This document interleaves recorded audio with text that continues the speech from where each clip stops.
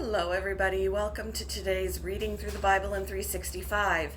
Today we are going to be focusing on Judges chapters 19, 20, and 21, and Luke chapter 7, verses 31 to 50. Sorry for any noise in the background. There is a little kitten playing. Anyway, we're getting started in Judges with chapter 19. Now, in those days, Israel had no king. There was a man from the tribe of Levi living in a remote area of the hill country of Ephraim.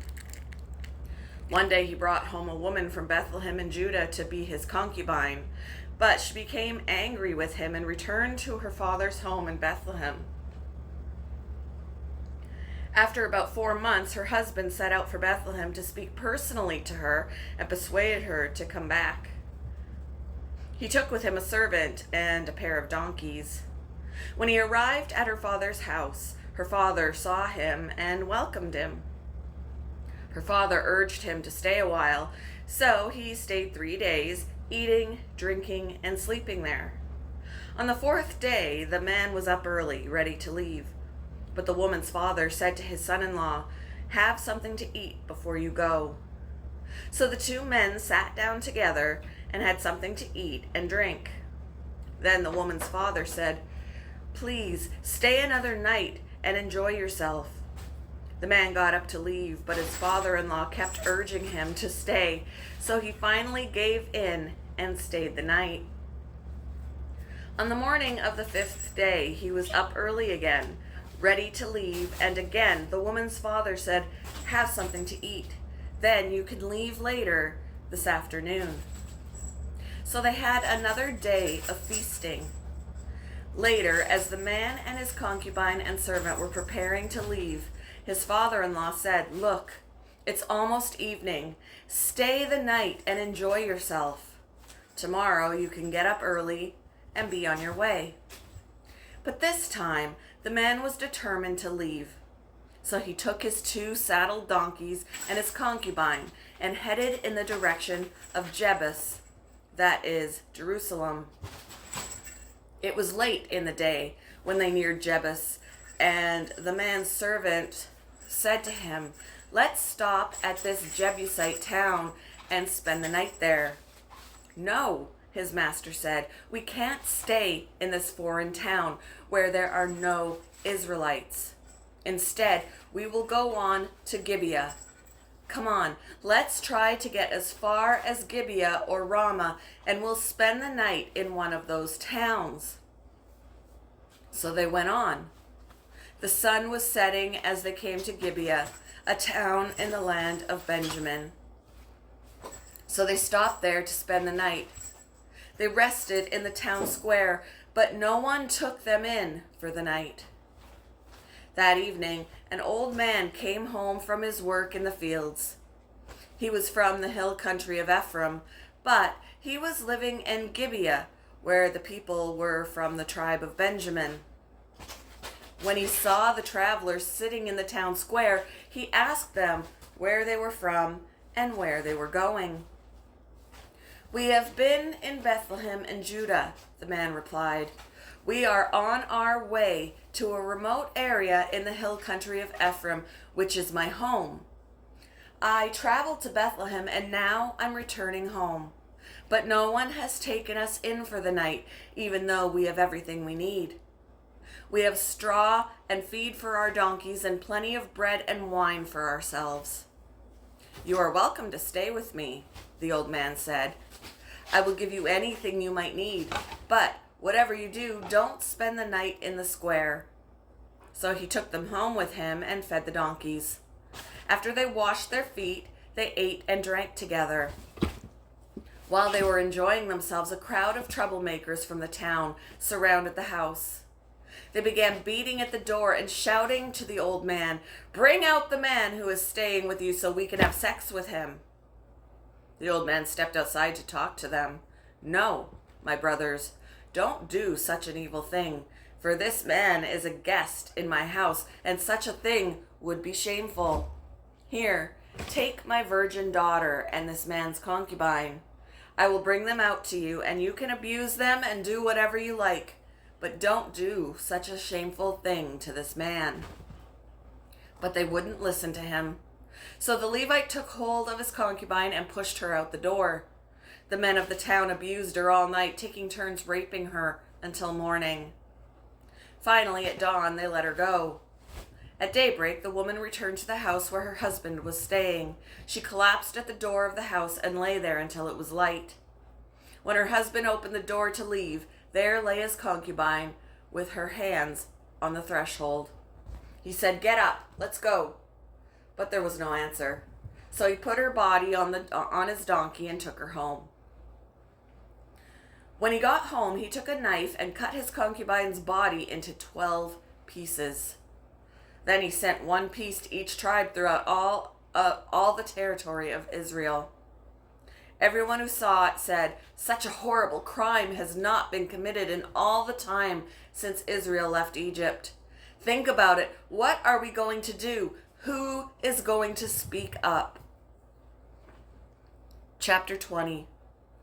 Then all the Israelites were united as one man from Dan in the north, of Beersheba in the south, including those from across the Jordan in the land of Gilead. The entire community assembled in the presence of the Lord at Mizpah. The leaders of all the people and all the tribes of Israel, 400,000 warriors armed with swords, took their positions in the assembly of the people of God. Word soon reached the land of Benjamin that the other tribes had gone up to Mizpah. The Israelites then asked how this terrible crime had happened. The Levite, the husband of the woman who had been murdered, said, "My concubine and I came to spend the night in Gibeah, a town that belongs to the people of Benjamin. That night some of the leading citizens of Gibeah surrounded the house, planning to kill me, and they raped my concubine until she was dead. So I cut her body into 12 pieces and sent the pieces throughout the territory assigned to Israel, for these men have committed a terrible and shameful crime. Now then, all of you, the entire community of Israel, must decide here and now what should be done about this." And all the people rose to their feet in unison and declared, "None of us will return home. No, not even one of us. Instead, this is what we will do to Gibeah. We will draw lots to decide who will attack it. 1/10 of the men from each tribe will be chosen to supply the warriors with food, and the rest of us will take revenge on Gibeah of Benjamin for the shameful thing they have done in Israel." So all the Israelites were completely united, and they gathered together to attack the town. The Israelites sent messengers to the tribe of Benjamin, saying, "What a terrible thing has been done among you. Give up those evil men, those troublemakers from Gibeah, so we can execute them and purge Israel of this evil." But the people of Benjamin would not listen. Instead, they came from their towns and gathered at Gibeah to fight the Israelites. In all, 26,000 of their warriors armed with swords arrived in Gibeah to join the 700 elite troops who lived there. Among Benjamin's elite troops, 700 were left-handed, and each of them could sling a rock and hit a target within a hair's breadth without missing. Israel had 400,000 experienced soldiers armed with swords, not counting Benjamin's warriors. Before the battle, the Israelites went to Bethel and asked God which tribe should go first to attack the people of Benjamin. The Lord answered, "Judah is to go first." So the Israelites left early the next morning and camped near Gibeah. Then they advanced toward Gibeah to attack the men of Benjamin. But Benjamin's warriors, who were defending the town, came out and killed 22,000 Israelites on the battlefield that day. But the Israelites encouraged each other and took their positions again at the same place they had fought the previous day.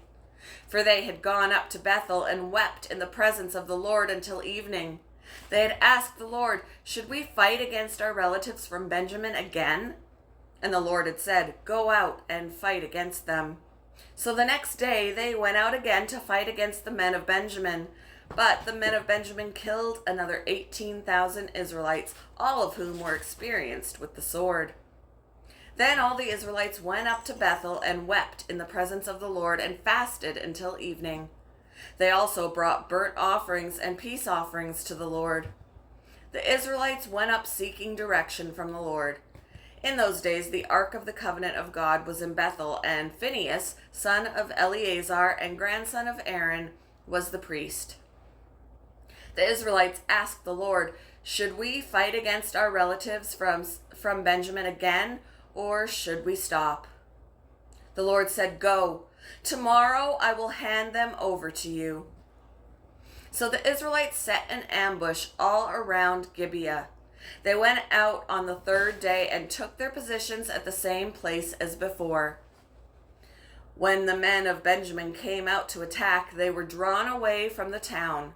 And as they had done before, they began to kill the Israelites. About 30 Israelites died in the open fields and along the roads, one leading to Bethel and the other leading back to Gibeah. Then the warriors of Benjamin shouted, "We're defeating them as we did before." But the Israelites had planned in advance to run away so that the men of Benjamin would chase them along the roads and be drawn away from the town. When the main group of Israelite warriors reached Baal Tamar, they turned and took up their positions. Meanwhile, the Israelites hiding in ambush to the west of Gibeah jumped up to fight. There were 10,000 elite Israelite troops who advanced against Gibeah. The fighting was so heavy that Benjamin didn't realize the impending disaster. So the Lord helped Israel defeat Benjamin, and that day the Israelites killed 25,100 of Benjamin's warriors, all of whom were experienced swordsmen. Then the men of Benjamin saw that they were beaten. The Israelites had retreated from Benjamin's warriors in order to give those hiding in ambush more room to maneuver against Gibeah. Then those who were hiding rushed in from all sides and killed everyone in the town. They had arranged to set up a large cloud of smoke from the town as a signal. When the Israelites saw the smoke, they turned and attacked Benjamin's warriors. By that time, Benjamin's warriors had killed about 30 Israelites, and they shouted, "We're defeating them as we did in the first battle." But when the warriors of Benjamin looked behind them and saw the smoke rising into the sky from every part of the town, the men of Israel turned and attacked. At this point, the men of Benjamin became terrified because they realized disaster was close at hand. They turned around and fled before the Israelites toward the wilderness. But they couldn't escape the battle, and the people who came out of the nearby towns were also killed. The Israelites surrounded the men of Benjamin and chased them relentlessly, finally overtaking them east of Gibeah. That day, 18,000 of Benjamin's strongest warriors died in battle. The survivors fled into the wilderness toward the rock of Rimmon, but Israel killed 5,000 of them along the road. They continued the chase until they had killed another 2,000 near Gidom. So that day, the tribe of Benjamin lost 25,000 strong warriors armed with swords, leaving only 600 men who escaped to the rock of Rimmon, where they lived for 4 months. And the Israelites returned and slaughtered every living thing in the towns, the people, the livestock, and everything they found. They also burned down all the towns they came to. Chapter 21. The Israelites had vowed at Mizpah, "We will never give our daughters in marriage to a man from the tribe of Benjamin." Now the people went to Bethel and sat in the presence of God until evening, weeping loudly and bitterly. "O Lord, God of Israel," they cried out, "why has this happened in Israel? Now one of our tribes is missing from Israel." Early the next morning, the people built an altar and presented their burnt offerings and peace offerings on it. Then they said, "Who among the tribes of Israel did not join us at Mizpah when we held our assembly in the presence of the Lord?" At that time they had taken a solemn oath in the Lord's presence, vowing that anyone who refused to come would be put to death. The Israelites felt sorry for their brother Benjamin and said, "Today, one of the tribes of Israel has been cut off. How can we find wives for the few who remain, since we have sworn by the Lord not to give them our daughters in marriage?" So they asked, "Who among the tribes of Israel did not join us at Mizpah when we were assembled in the presence of the Lord?" And they discovered that no one from Jabesh Gilead had attended the assembly. For after they counted all the people, no one from Jabesh Gilead was present. So the assembly sent 12,000 of their best warriors to Jabesh Gilead with orders to kill everyone there, including women and children. "This is what you are to do," they said. "Completely destroy all the males and every woman who is not a virgin." Among the residents of Jabesh Gilead, they found 400 young virgins who had never slept with a man, and they brought them to the camp at Shiloh in the land of Canaan. The Israelite assembly sent a peace delegation to the remaining people of Benjamin who were living at the rock of Rimmon. Then the men of Benjamin returned to their homes, and the 400 women of Jabesh Gilead who had been spared were given to them as wives. But there were not enough women for all of them. The people felt sorry for Benjamin because the Lord had made this gap among the tribes of Israel. So the elders of the assembly asked, "How can we find wives for the few who remain, since the women of the tribe of Benjamin are dead? There must be heirs for the survivors, so that an entire tribe of Israel is not wiped out.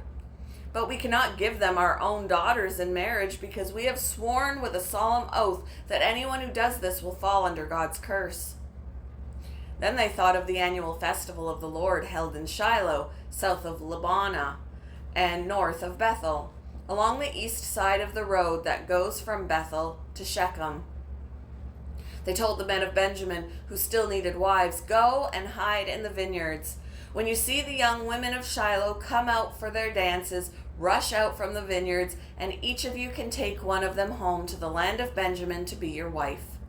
And when their fathers and brothers come to us in protest, we will tell them, 'Please be sympathetic.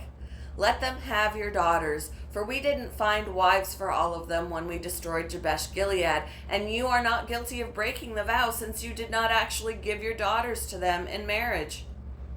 So the men of Benjamin did as they were told.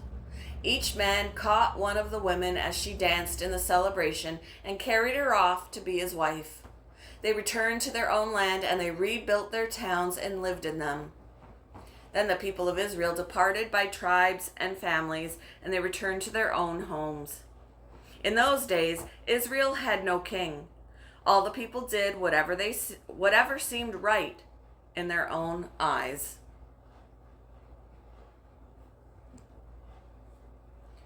Thank you for joining me for today's Reading Through the Bible in 365. I hope you all have a wonderful Monday.